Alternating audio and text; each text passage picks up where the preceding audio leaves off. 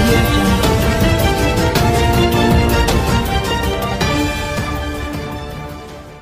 ఉద్దేశం అందుకే ఈ ప్రభుత్వం వచ్చిన తర్వాత ప్రతి అడుగు ప్రతి శ్వాస పేదల సంక్షేమం. మీరు ఆలోచించండి, 200 ఉన్న పెన్షన్ను 1000 రూపాయలు చేసింది టీఆర్ఎస్ ప్రభుత్వం.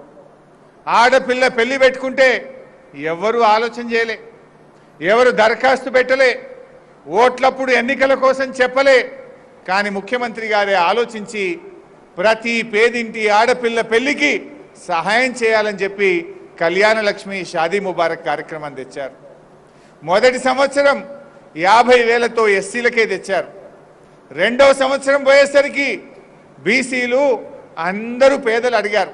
అడిగితే ముఖ్యమంత్రి గారు అన్నారు, కులం మతం లేదు, పార్టీలు అంతకంటే అవసరం లేదు, నా రాష్ట్రంలో పేదింటి ఆడపిల్ల ప్రతి పెళ్లికి 75,116 రూపాయలు సహాయం చేస్తామని ఈ దేశంలో ఇస్తున్న ఏకైక ముఖ్యమంత్రి చంద్రశేఖరరావు గారు. మీకు పక్కనే కర్ణాటక ఉంటుంది, ₹1 ఇస్తారా ఆడపిల్ల పెళ్లి పెట్టుకుంటే? ఇటు పక్కన పోతే మహారాష్ట్ర ఉంది, ₹1 ఇస్తారా? ఈ దేశంలో ఏ రాష్ట్రంలోనైనా ఆడపిల్ల పెళ్లికి సహాయం చేసే ప్రభుత్వం ఏదన్నా ఉందంటే అది టీఆర్ఎస్ ప్రభుత్వం మాత్రమే అని మనం చేస్తా ఉన్నాం. ఇలా కరెంటు గురించి కాంగ్రెస్ వాళ్ళు మాట్లాడుతున్నారు. అయ్యా, ఈ కరెంటు మేమే గొప్పగా చేసినాం, దేశంలో కరెంటు ఫుల్ ఉన్నది అంటున్నారు. మరి ఫుల్గా ఉంటే ఈ పక్కపొంట కర్ణాటక ఉన్నది, బార్డర్ మీద ఉన్నాం నారాయణపేటలో. మరి ఆ కర్ణాటకలో ఈ బీజాపూర్లో రైతులకు ఎంత కరెంట్ ఇస్తున్నారు? 9 గంటలన్నీ ఇస్తున్నారా? ఈ కర్ణాటకలో ఉన్నది కాంగ్రెస్ ప్రభుత్వమే కదా. మరి దేశంలో ఫుల్ కరెంట్ ఉన్నదని తెలంగాణ కాంగ్రెస్ నాయకులు మాట్లాడుతున్నారే. మరి ఈ పక్కనే కర్ణాటకలో కాంగ్రెస్ ముఖ్యమంత్రి సిద్దిరామయ్య గారు ఉన్నారు, ఆయన ఎందుకు ఇస్తలేడు 24 గంటల ఉచిత కరెంటు అని అడుగుతా ఉన్నా. అంటే తెలంగాణ కాంగ్రెస్ నాయకులు చెప్పేది మోసం, అబద్ధాలు. నిజంగా దేశంలో ఉండడం కాదు, మనసున్న ముఖ్యమంత్రి కేసీఆర్ ఉన్నాడు కనుక రైతులకు 24 గంటల కరెంట్ వస్తున్నది. అది ఉతగొస్తుందా? ఎన్ని కోట్ల రూపాయలు ఖర్చు అయినా పర్వాలేదు, నా రైతు రాత్రిపూట బాయికాడికి పోవద్దు, పగటి పూట నాణ్యమైన కరెంటు నా రైతుకి ఇవ్వాలని కేసీఆర్ అనుకున్నాడు కనుక కరెంట్ వస్తున్నది. ఆ విషయాన్ని ఇలా కాంగ్రెస్ పార్టీ నాయకులు గుర్తించాలి. ఒక్క విషయం కాదు, చెరువుల తవ్వకం మిషన్ కాకతీయ పెట్టి మనం చెరువులు తవ్వుతూ ఉంటే ఇతర రాష్ట్రాలలో వచ్చి మనం చూసి నేర్చుకొని పోతా ఉన్నారు. ప్రతి ఊర్లో ప్రతి కుంటను చెరువును బాగు చేసే కార్యక్రమం చేస్తున్నాం. మిషన్ భగీరథ, నారాయణపేటలో నీళ్లకు చాలా గోస ఉంటుంది. నారాయణపేట పట్టణంలో మా అక్క చెల్లెలు బిందెలతో మోసి మోసి భుజాలు కాయలు కాసినాయి. ట్యాంకర్ల వెనుక నీళ్ల కోసం పరిగెత్తి ఇబ్బంది పడ్డారు. వారం రోజులకు ఒక్కసారి నల్ల రాని పరిస్థితి ఉండే. సరే, ఎమ్మెల్యే గారు తన్లాడి 24 గంటల కరెంటు పుణ్యమా అని ఇప్పుడు కొద్దిగా అంత మంచిగా చేసిండు. కానీ ఒక మాట మనవి చేస్తున్నా, మన మిషన్ భగీరథ ఇంకొక 2-3 నెలల్లో పని పూర్తి చేసి నారాయణపేట పట్టణంతో సహా నారాయణపేట నియోజకవర్గంలోని ప్రతి ఇంటికి నల్లా పెట్టి స్వచ్ఛమైన నీళ్లు తాగిస్తాం.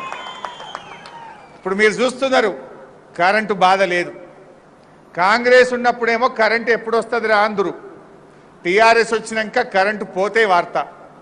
కాంగ్రెస్ ఉన్నప్పుడేమో కరెంటు వస్తే వార్త, ఇవాళ టీఆర్ఎస్ ప్రభుత్వంలో కరెంటు పోతే వార్త. కరెంటు గురించి మాట్లాడు బంద్ అయింది. ఎందుకంటే అనుభవాలు నాకు కూడా ఉన్నాయి.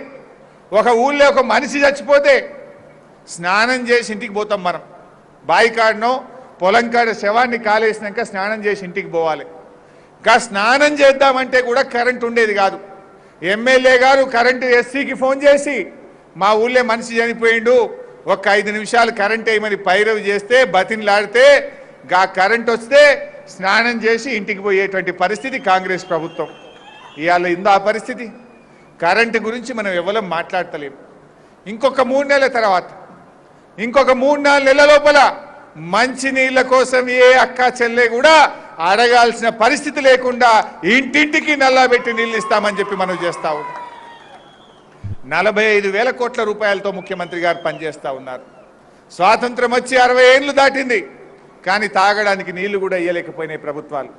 అందుకే ముఖ్యమంత్రి గారు ఈ పార్టీయా ఆ పార్టీయా, అయ్యో నారాయణపేటలో టీఆర్ఎస్ ఎమ్మెల్యే ఉన్నాడు ఇస్తాం, గద్వాల్లో కాంగ్రెస్ పార్టీ ఎమ్మెల్యే ఉంది ఇయ్యమనే ఆలోచన లేదు మాకు. మాకంత చిన్న మనసు అంతకంటే కాదు ముఖ్యమంత్రి గారి.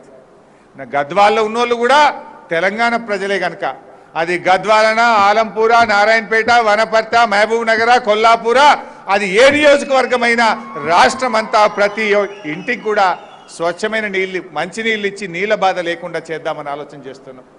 సరే, ఇట్లా చెప్పుకుంటూ పోతే చాలా ఉన్నాయి. కరెంటు బాధ పోయింది, మంచినీళ్ళ బాధ పోతుంది, రోడ్లు మంచిగా అవుతున్నాయి. నారాయణపేట రోడ్లు ఇప్పుడిప్పుడే 40 ఏళ్ల నుంచి కోరుకున్నారు. నారాయణపేట హైదరాబాద్ రాష్ట్రంలో తొలి మున్సిపాలిటీ మన నారాయణపేట. కానీ నారాయణపేట రోడ్లు ఇప్పుడు మా ఎమ్మెల్యే రాజేందర్ రెడ్డి నాయకత్వంలో వైడనింగ్ అవుతా ఉన్నాయి. పట్టుబట్టి చేయించుకుంటుండు రాజేందర్ రెడ్డి గారు. సరే, ఇవన్నీ జరుగుతాయి, ఇంకా జరగాలి. ఈ 3 కూడా జూరాల మీద ఉన్నాయి. ఈ 3 మోటార్లు ఏమో బంద్ అయినాయి. కానీ శ్రీశైలం మీద ఉన్న కల్వకుర్తి మోటార్లు మాత్రం ఇవాళ కూడా నడుస్తూ ఉన్నాయి. భీమా బంద్కైంది ఎందుకు, కల్వకుర్తి నడుస్తున్నది ఎందుకు? మొన్నెప్పుడో మా నిరంజన్ రెడ్డి గారు, మా జూపల్లి గారు నాకు ఫోన్ చేసిండ్రు. మా పంటలు కొద్దిగా దగ్గర పడ్డాయి, ఎండిపోతున్నాయి, ఒక్క 3 రోజులు మోటార్లు నడపాలని మా జూపల్లి అన్న నాకు ఫోన్ చేసిండు. మా నిరంజన్ రెడ్డి గారు ఫోన్ చేసిండ్రు, ఒక్క 4-5 రోజులు మోటార్లు నడిపితే మా పంటలు పండుతాయి, మా రైతులు బయటపడతారు అన్నారు. నేను మా సిఈ గారికి ఫోన్ చేసిన, అయ్యాగా మోటార్లు నడపండి, 4 రోజుల కోసం అడుగుతున్నారు వాళ్ళంటే మా సిఈ గారు అంటాడు, సార్ జూరాల పంటలు దెబ్బతింటాయి. ఆ జూరాల లైవ్ కెపాసిటీ కేవలం 6 టీఎంసీలు మాత్రమే. మోటార్లు నడిపితే జూరాల పంటలు ఎండిపోతాయి. మోటార్లు నడిపితే తాగడానికి మంచినీళ్ళు దొరకాయి, కష్టమైతే సార్ అని మా సిఈ గారు అంటాడు. అయినా సరే నడపండి అని చెప్పాను నేను. కొద్దిగా ఏదో తన్లాడదాం, జర్రంతా ఒక్కరోజన్న ఇయ్యింది, పొట్టకొచ్చిన పంట, చేతికొచ్చిన పంట ఎండిపోతే రైతుకు బాధ ఉంటుంది, ప్రయత్నం చేయండి అని చెప్పిన. పొద్దున్న లేచే వరకే, ఆయన పేరేదో ఉంటుంది రెడ్డి సాబ్, పొద్దున్న లేచే వరకే నాకు గద్వాలకెళ్ళి 50 మంది రైతులు జీబులు కట్టుకొని హైదరాబాద్లో నా ఇంటికి వచ్చింది. ఏమంటారు, సార్ భీమా మోటార్లు ఎట్లా నడుపుతారు, బంద్ చేయాలి. ఆ మోటార్లు నడిపితే మాకు నీళ్లు ఉండేవి, మోటార్లు బంద్ చేయాలని చెప్పి 50 మంది రైతులు పొద్దుగాల 7 గంటల వరకే నా ఇంటి ముంగటకు వచ్చిండ్రు. అంటే ఎందుకు ఈ మాట చెప్తున్నా అంటే, జూరాలలో కెపాసిటీ లేదు. ఇప్పటికే జూరాల మీద 5.5 లక్షల ఎకరాలకు ఆయకట్టు క్రియేట్ చేయబడి ఉన్నది. దానికే మోటార్లు నడుస్తలేవు, దాంట్లోనే ఇబ్బంది అవుతున్నది. దాంట్లో ఇంకొకటి పెడితే ఏమవుతుంది, చాట్ల తవుడు పోసి కుక్కల పంచాయతీ పెట్టింది అన్నట్టు వెనకటికో సామెత ఉన్నది. అవునా కాదా? ఇప్పుడే కొట్లాడుతున్నారు. జూరాల రైతులు బీమా బంద్ చేయాలంటారు, భీమా రైతులు నెట్టంపాడు బంద్ చేయాలంటారు, కోయిల్ సాగర్ రైతులు మా లిఫ్ట్లు నడపాలంటారు. అంటే అక్కడ నీటి లభ్యత తక్కువ ఉన్నది. లభ్యత అంటే రిజర్వాయర్ యొక్క కెపాసిటీ తక్కువ ఉన్నది కనుక ఇబ్బంది అవుతుంది. కానీ ఈరోజు కల్వకుర్తి ఎత్తిపోతల పథకం, శ్రీశైలంలో ఉండే కల్వకుర్తి ఎత్తిపోతల పథకం ఇప్పటికీ 6 నెలలకెళ్ళి నడుస్తున్నది. ఇవాళకి 21 టీఎంసీల నీళ్లు కల్వకుర్తి ద్వారా నాగర్ కర్నూల్, కొల్లాపూర్, అచ్చంపేట, కల్వకుర్తి నియోజకవర్గాలకు ఇవాళ నీళ్లు ఇస్తా ఉన్నాం. అక్కడ పోయిన మొన్నెప్పుడో మా నిరంజనన్న వనపర్తికి తీసుకుపోయింది నన్ను. వనపర్తికి పోయి నేను వాపసు వస్తూ ఉంటే బుద్ధారం చెరువు కట్ట మీదకి తీసుకుపోయిండు. ఈ చెరువు పెద్దగా చేయాలి, ఈ చెరువు కొద్దిగా పెద్దగా చేస్తే మాకు ఇంకా కొన్ని నీళ్ళు ఎక్కువ పడతాయని చెప్పి నిరంజన్ రెడ్డి గారు నన్ను అక్కడ దొరకపోయింది. నేను ఆ చెరువు కట్ట మీదకి పోతే చెరువు మత్తడి దుంకి నీళ్లు పోతా ఉన్నాయి కిందికి. అంటే ఫిబ్రవరి నెలలో చెరువు మత్తడి దుంకి నీళ్లు కిందికి పోతున్నాయంటే శ్రీశైలం ప్రాజెక్టు ద్వారా కల్వకుర్తి ఉంది కనుక ఇవాళ బ్రహ్మాండంగా చెరువులు మత్తళ్ళు దుంకుతున్నాయి. కానీ భీమా నెట్టంపాళ్ళు బంద్ అయిపోయినాయి. ఆ చెరువు కట్ట మీద నేను ఉన్నప్పుడు ఒక రైతు వచ్చినాడు. మేము పోయిన 5 నిమిషాల్లోనే 50 మంది వచ్చిండ్రు. 50 మంది వచ్చి గుమిగూడిండ్రు. నేను కట్టంతా చెరువు చూసుకొని వాపసు వస్తున్నాం. ఒక రైతు నా పక్కన వస్తే ఏం పేరయ్యా అని అడిగిన. తెనుగు రాములు సార్ అన్నాడు. ఏం రాములు గారు మీకు పంట ఉందా దీని కింద అని అడిగిన. 2 ఎకరాలు ఉన్నది సార్ అన్నాడు. మరి నాట్లేసినవా అన్న. 2 ఎకరాలు కూడా అచ్చుకట్టిన సార్, నాట్లేసినా కలుపు కూడా తీసినా అన్నాడు. చాలా సంతోషం అనిపించింది. మరి ఇంతకాలం ఏం చేద్దు రాములు నీళ్లు రాకముందు అన్న. సార్ హైదరాబాద్లో ఎల్బీ నగర్లో అడ్డా కూలీగా ఉండేటోని 5 ఏళ్ళు హైదరాబాద్లో కూలీగా పనిచేసిన మొన్న టీఆర్ఎస్ వచ్చినాక మన కేసీఆర్ గారు ముఖ్యమంత్రి అయినాక నీళ్ళు వచ్చినాయంటే మళ్ళా ఊళ్ళకి వచ్చి సర్కార్ తుమ్మంతా కొట్టి నా పొలాన్ని అచ్చుకట్టుకున్న పొలం చేసుకున్న సార్ అన్నాడు. అన్నాక నేను అడిగిన, మరి రాములు ఉంటావా మళ్ళీ పోతావా అన్న. అగో ఎందుకు పోతా సార్, నీళ్లు ఫుల్లు, కరెంటు ఫుల్లు, చేపలు ఫుల్లు, ఇక నేనెందుకు పోతా సార్ హైదరాబాద్కు అన్నాడు. ఆయన తెనుగు రాములు కదా, ముదిరాజులు కనుక చేపల ముచ్చట కూడా చెప్పిండు ఆయన, నేను అనుకోలే. నీళ్లు ఫుల్ రావట్టే కేసీఆర్ దయతో 24 గంటల కరెంట్ వచ్చే మా శ్రీనివాస్ యాదవ్ మంత్రి గారు ఫ్రీగా చేప పిల్లలు ఇచ్చే. నేను అడిగిన, మరి చేపలు ఫుల్ అన్నావు, ఏ పాటు ఉన్నాయా చేపలు అని అడిగిన. కొర్రమట్టలు అయితే 1.5 కిలోలు 2 కిలోలు ఉన్నాయి సార్, బొచ్చలు అయితే 4-5 కిలోలు అయింది ఒక్కొక్క చేప అన్నాడు. అంటే ఎంత సంతోషంగా రాములు ఉన్నాడు అనేది నాకు అప్పుడు అనిపించింది. తప్పకుండా ఆ తెనుగు రాములు ఏ మాటలైతే చెప్పిండో మన నారాయణపేట నియోజకవర్గంలో కూడా వచ్చే 2-3 సంవత్సరాల్లో ఆ మాటలు తప్పకుండా వింటాం, తెచ్చుకుంటాం నీళ్ళు. వాస్తవంగా చెప్పాలంటే వెనకటికో సామెత ఉండేది, శుభమాని ఇంట్లో ఎవడో పెళ్లి పెట్టుకుంటేనట ముక్కుల పుల్ల పెట్టుకొని దుమ్మిండట ఎవడో. తెలంగాణ వచ్చింది, మా కరువు పోవాలి, ముఖ్యమంత్రి గారు మెదడునంతా కరగదీసి రైతులకు నీళ్లు ఇవ్వాలని పాలమూరు ఎత్తిపోతల పథకం పెట్టిండు. రోజుకు 2 టీఎంసీల నీళ్లు తెద్దాం, యుద్ధం లెక్క పనిచేద్దాం, తొందరగా నీళ్లు ఇద్దామని కేసీఆర్ ప్రయత్నం చేస్తే ఈ జిల్లాకు చెందిన కాంగ్రెస్ నాయకుడు హర్షవర్ధన్ రెడ్డి గారు మా జూపల్లన్న మీద మొన్న ఎలక్షన్లలో కాంగ్రెస్ పార్టీ తరఫున పోటీ చేసి ఓడిపోయిన కాంగ్రెస్ నాయకుడు హర్షవర్ధన్ రెడ్డి పోయి ఢిల్లీలో కేసేసిండు. ఏమని కేసేసిండు? పాలమూరు ఎత్తిపోతల పథకం పనులు ఆపాలి, దీని వెంటనే కోర్టు స్టే ఇయ్యాలి, ఈ పనులు ఆపాలని హైకోర్టులో పోయి కేసేసిండు కాంగ్రెస్ పార్టీ నాయకుడు హర్షవర్ధన్ రెడ్డి.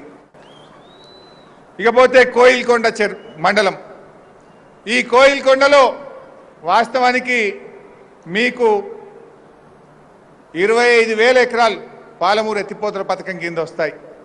దీంట్లో గొండ్యాల ఆనికట్టు పనులు తొందరగా చేయాలని చెప్పి వారు కోరుతా ఉన్నారు.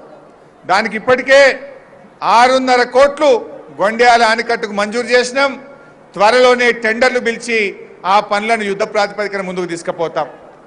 అంతేకాదు పాలమూరు ఎత్తిపోతల పథకం కింద గొండ్యాల ఆనకట్టుకు ఒక చిన్న స్లూయిస్ పెట్టి దానికి కూడా కృష్ణా నీళ్లు ఇస్తాం. గొండ్యాల ఆనకట్టులో నీళ్లు వదిలితే అవి కోయిల్ సాగర్ దాకా కూడా కిందికి పోయేటువంటి అవకాశం ఉంటుంది. మరి అదేవిధంగా షేరి వెంకటాపూర్ ఎమ్మెల్యే గారు ఊర్లో వాగు మీద ఒక పెద్ద చెక్ డ్యామ్ శాంక్షన్ చేయాలని అడిగినారు. తప్పకుండా ఆ చెక్ డ్యామ్ కూడా మరి ఒక 2-3 కోట్ల రూపాయలు అయితే అన్నారు. ఆ షేరి వెంకటాపూర్ ఎస్టిమేట్ కూడా తెప్పించి అక్కడ ఒక చెక్ డ్యామ్ కూడా ఏర్పాటు చేస్తామని కూడా తెలియజేస్తా ఉన్నా. ఇది కాకుండా మరికల్ కొత్త మండలం అయింది, మరికల్లో మాకు మార్కెట్ యార్డ్ కావాలంటున్నాడు ఎమ్మెల్యే గారు. మేమిప్పుడు పక్క నియోజకవర్గానికి పోవాల్సి వస్తుంది కనుక మరికల్లో ఒక మార్కెట్ యార్డ్ కావాలన్నారు. తప్పకుండా మరికల్కు నూతన మార్కెట్ యార్డ్ కూడా మంజూరు చేస్తామని మనం చేస్తా ఉన్నాం.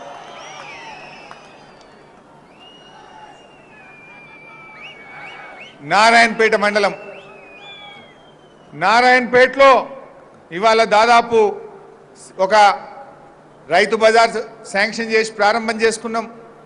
మీ యొక్క షాపులు శాంక్షన్ చేసి దాన్ని ప్రారంభోత్సవం చేసుకున్నాం. ఇవన్నీ కాకుండా నారాయణపేటలో 2 ముఖ్యమైన కోరికలు ఉన్నాయి. ఒకటి జయమ్మ చెరువు, ఇంకోటి కొండారెడ్డిపల్లి చెరువు.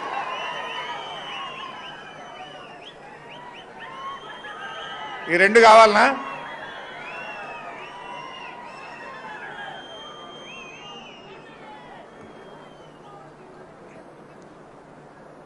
కొండారెడ్డిపల్లి చెరువు మన పాలమూరు ఎత్తిపోతల పథకంలో భాగంగా గ్రావిటీ ద్వారానే కొండారెడ్డిపల్లి చెరువు నింపుకోబోతా ఉన్నాం. ఇంకో విషయం మీరు దయచేసి గుర్తుపెట్టుకోవాలి, లిఫ్ట్ ఇరిగేషన్ అవసరం లేకుండా ఇవాళ మనకు ఈ పాలమూరు ఎత్తిపోతల పథకంలో తొలి ఫలితం ఎవరికి దొరుకుతుందంటే మన నారాయణపేట నియోజకవర్గానికి దొరుకుతుంది. ఎందుకు ఈ మాట అంటున్నా అంటే ఇవాళ నారాయణపేట నియోజకవర్గానికి మనం కరివేన రిజర్వాయర్ నుంచి నీళ్లు తెచ్చుకుంటాం. కరివేన రిజర్వాయర్ నుంచి లిఫ్ట్ లేకుండా గ్రావిటీ ద్వారా మనకు ఆ నీళ్లు వస్తాయి. ఎమ్మెల్యే గారు చాలాసార్లు నా దగ్గరికి వచ్చినాడు, ముఖ్యమంత్రి గారి దగ్గరికి వచ్చినారు. మాకు లాస్ట్కు లక్ష్మీదేవిపల్లి నుంచి వస్తే మేము కడగైతాము, మాకు మొట్టమొదలు కరివేనకేలు రావాలి అన్నాడు. కరివేనకేలు రావాలంటే 20 కిలోమీటర్ల సొరంగం తవ్వాలి. దాదాపు 500-600 కోట్ల రూపాయలు ఎక్కువ అవుతాయి. కానీ ఎమ్మెల్యే గారు ఏమన్నారంటే మాది వెనుకబడ్డ నియోజకవర్గం, మాకెట్లన్నా కావాలంటే మన ముఖ్యమంత్రి కేసీఆర్ గారు వాళ్ళకు తప్పకుండా ఇవ్వాలని చెప్పి ఇవాళ కరివేన రిజర్వాయర్ నుంచి మీకు తొలి ఫలితం పాలమూరు ఎత్తిపోతల పథకం ద్వారా మీకు ఇవ్వబోతా ఉన్నాం. ఇంకో అడ్వాంటేజ్ ఉన్నది. కరివేన రిజర్వాయర్ ఏంటంటే మొత్తం పాలమూరు ఎత్తిపోతల పథకంలో ఉండే అన్ని రిజర్వాయర్ల కంటే అతిపెద్ద కెపాసిటీ కరివేన రిజర్వాయర్ది. దాదాపు 17 టీఎంసీల సామర్థ్యం ఉంటుంది దానికి.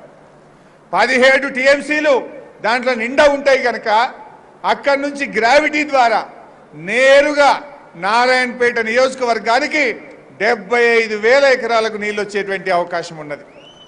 అంటే మీరు ఇలా అర్థం చేసుకోవాల్సింది ఏంటంటే జూరాల నుంచి తెచ్చుకుంటేనేమో ఇవాళ భీమాకి ఏ పరిస్థితి ఉన్నదో, నెట్టంపాడికి ఏ పరిస్థితి ఉన్నదో, కోయిల్ సాగర్ మోటార్లు ఎందుకు బంద్ అయిందో రేపు మనకు కూడా అదే పరిస్థితి ఉండే అవకాశం ఉన్నది. కానీ ఈరోజు మనం పాలమూరు ఎత్తిపోతల పథకం నుంచి తెచ్చుకుంటే కల్వకుర్తి మోటార్లు ఇవాళ కూడా ఎట్లా నడుస్తున్నాయో రేపు మనకు కూడా 2 పంటలకు కూడా నీళ్ళు వస్తాయని చెప్పి నేను మనవి చేస్తా ఉన్నా. రెండవది మా జయమ్మ చెరువు. పాపం చాలా రోజుల కోరిక, మా జయమ్మ చెరువు నిండాలి, మా రైతుల కళ్ళల్లో ఆనందం చూడాలి. అయ్యా మిత్రులారా, పాలమూరు ఎత్తిపోతల పథకంలో మన పేరుపల్ల గ్రామంలో 1250 ఎకరాలకు నీళ్ళు ఇస్తా ఉన్నాం. జయమ్మ చెరువు కింద నుంచే పోయి అదే పారుపల్ల గ్రామంలో 1250 ఎకరాలకు నీళ్ళు వస్తున్నాయి. మా ఎమ్మెల్యే గారు నా దగ్గరికి వచ్చి పట్టుబట్టిండు, ఖచ్చితంగా జయమ్మ చెరువు నింపాల్సిందే అన్నాడు. మా ఇంజనీర్లు అందరినీ కూర్చోబెట్టుకున్నా, అయ్యా నేను నారాయణపేట పోతున్నా, మా రైతులకు మాట ఇవ్వాలి, ఏం చేస్తే నిండుతుందో చెప్పండి అయ్యా జయమ్మ చెరువు అన్న. ఏం లేదు సార్, చెరువు కిందికేలే పోతున్నది, ఒక్క 10 కోట్ల రూపాయలు ఇస్తే జయమ్మ చెరువు నింపుతామన్నారు. 10 కోట్లు మంజూరు చేసి తప్పకుండా మీ జయమ్మ చెరువు నింపుతామని మనం చేస్తా ఉన్నాం. జయమ్మ చెరువు నిండుతుంది, మీ నారాయణపేటలో కొండారెడ్డిపల్లి చెరువు కూడా తప్పకుండా నింపుతాం. అంతేకాదు మా మున్సిపల్ చైర్మన్ అమ్మ అనసూయ గారు వచ్చినారు. కొండారెడ్డిపల్లి చెరువుకు నీళ్ళైతే వస్తున్నాయి సార్, మా నారాయణపేట పక్కకే ఉన్నది, మా అక్క చెల్లెలు బతుకమ్మ పండుగ కాడికే పోతారు, మా పట్టణ ప్రజలు వాకింగ్కి పోతారు, సాయంత్రం పూట పిల్లల్ని తీసుకొని పోతారు, దాన్ని ఒక మినీ ట్యాంక్ బండిగా మార్చాలి కొండారెడ్డిపల్లి చెరువునని అడిగారు. మీ మున్సిపల్ చైర్మన్ గారి కోరిక మేరకు 3 కోట్ల రూపాయలు అదనంగా కొండారెడ్డిపల్లి చెరువుకు మంజూరు చేస్తా ఉన్నాం. ఏంటండి వీడియో నచ్చిందా? అయితే ఓ లైక్ వేసుకోండి, లేదంటే ఓ కామెంట్ చేయండి. ఎప్పటికప్పుడు మా వీడియోస్ చూడాలంటే సబ్స్క్రైబ్ చేసుకోండి.